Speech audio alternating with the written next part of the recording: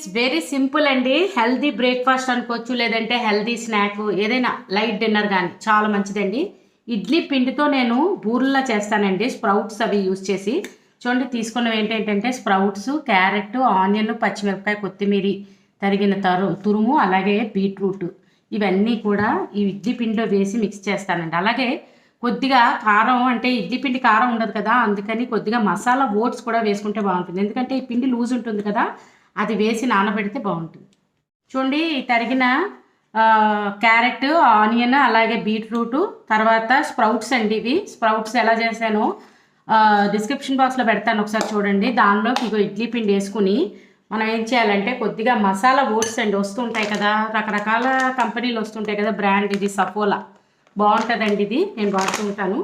దీంట్లోకి కొంచెం, అంటే ఈ కాయగూరలకి వాటర్ కంటెంట్ ఉంటుంది, అలాగే ఇడ్లీ బ్యాటర్ కూడా ఉంటుంది కదా, దీనికి ఎంత సరిపోతే అంత ఓట్స్ కూడా వేసి మిక్స్ చేసుకుని చక్కగా డీప్ ఫ్రై ఐటమ్ అండి. ఆయిల్లో జస్ట్ బూరుల్లాగా చేసుకుని వేసుకుంటే చాలా కమ్మగా ఉంటాయి. ప్లస్ మన ఆరోగ్యానికి కూడా చాలా మంచిది కదండి, ఇందులో వేసిన కంటెంట్ అంతా చాలా మంచిది.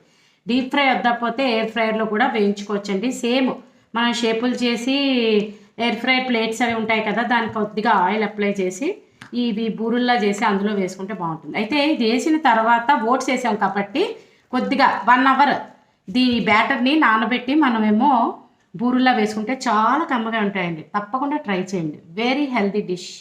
చూడండి, బ్యాటర్ కన్సిస్టెన్సీ ఇలా ఉండాలండి. ఇలా ఉంటే కనుక చక్కగా వస్తాయి బూర్లు. అలాగే ఇందులో మనం మసాలా ఓట్స్ వాడాం కదండి, కావాలంటే అది అవాయిడ్ చేసి కావాలంటే గోధుమ నూనె కూడా వాడుకోవచ్చు. ఓసారి ఇలాగా ఓసారి అలాగా రెండింటిగా ట్రై చేయండి, చాలా కమ్మగా ఉంటాయి బూర్లు. పిల్లలు పెద్దలు అందరూ తినొచ్చు.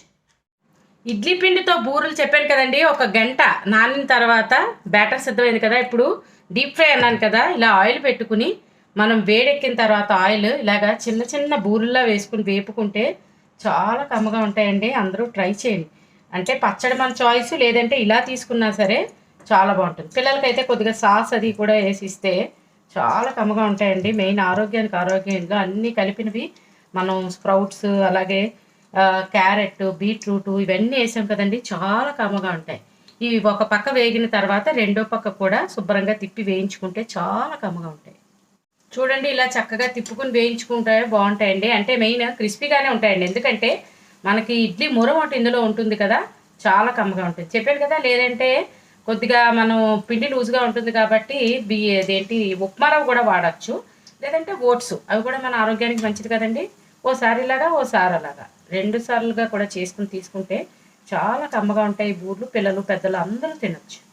ఇలాగ మంచి కలర్ వచ్చే వరకు వేయించుకుంటే మనం ఎప్పుడు చెప్తాను కదండి, మనం డీప్ ఫ్రై చేసుకున్న ఐటెంని టిష్యూ పేపర్ వేసి ఉన్న ప్లేట్లోకి తీసుకుంటే మన ఆరోగ్యానికి ఏంటంటే మంచిది. ఎందుకంటే మెయిన్ కొద్దిగా ఆయిల్ ఎక్సెస్ ఉంటే కనుక టిష్యూ పీల్చేస్తుంది.